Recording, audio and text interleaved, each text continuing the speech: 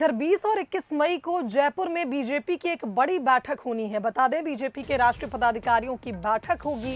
प्रदेश अध्यक्ष विष्णुदेव साय, डॉक्टर रमन सिंह, पवन साय इस बैठक में शामिल होंगे और राष्ट्रीय संगठन मंत्री शिव प्रकाश और प्रदेश प्रभारी डी पुरंदेश्वरी भी इस बैठक में शामिल होंगे। बता दें, बैठक में आगामी चुनाव रणनीति पर चर्चा होगी।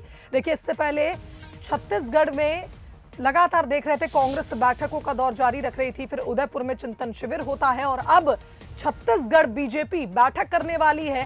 20 और 21 को जयपुर में ये बैठक होगी। राष्ट्रीय पदाधिकारी बैठक में विशेष रूप से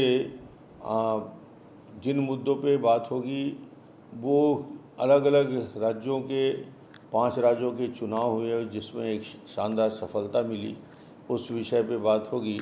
और उसके साथ ही साथ मोदी जी के सरकार के 8 साल पूरे होने पर 30 तारीख को ये 8 साल पूरे हो रहे हैं, तो पूरे राष्ट्रव्यापी सरकार की उपलब्धि को जन जन तक पहुंचाने का एक अभियान होगा। उसके लिए कार्य योजना पर चर्चा और बातचीत होगी। चलिए, इस खबर पर हमारे साथ संवाददाता कुलेश्वर लाइव जुड़ गए, उनका रुख कर लेते हैं।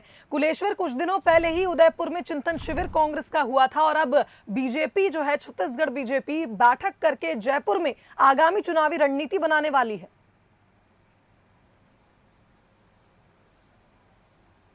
देखिए, बिल्कुल ये राष्ट्रीय पदाधिकारियों की बैठक है, इसमें तमाम राष्ट्रीय नेता के साथ तमाम जो प्रदेश के प्रभारी हैं और राष्ट्रीय उपाध्यक्ष वो सब इसमें शामिल होंगे। छत्तीसगढ़ से भी बीजेपी के प्रदेश से विष्णुदेव साय, पूर्व मुख्यमंत्री डॉक्टर रमन सिंह, पवन साय सब जो है जयपुर के लिए रवाना हो गए हैं। निश्चित तौर पर काफ़ी अहम बैठक होगी क्योंकि 2030 विधानसभा चुनाव जो है नज़दीक है। ऐसे में छत्तीसगढ़ में बीजेपी काफ़ी कमज़ोर है, तो कुछ नया मार्गदर्शन, कुछ नई रणनीति जो है राष्ट्रीय पदाधिकारियों की बैठक में शामिल हो सकती है। साथ ही जो तमाम काम जो छत्तीसगढ़ को दिए अभी कार्य विस्तार योजना जो है बीजेपी छत्तीसगढ़ में चला रही है, मोदी के 8 साल भी पूरे हो रहे हैं, उसमें किस तरह कार्यक्रम चला रहे हैं, क्योंकि छत्तीसगढ़ में बीजेपी का कोई बड़ा चेहरा रहा नहीं है जिसको सामने लाकर बीजेपी जो है चुनाव लड़े। ऐसे में बीते दिनों भी ये साफ कर दिया है कि हम पार्टी और मोदी के चेहरे पर चुनाव लड़ेंगे।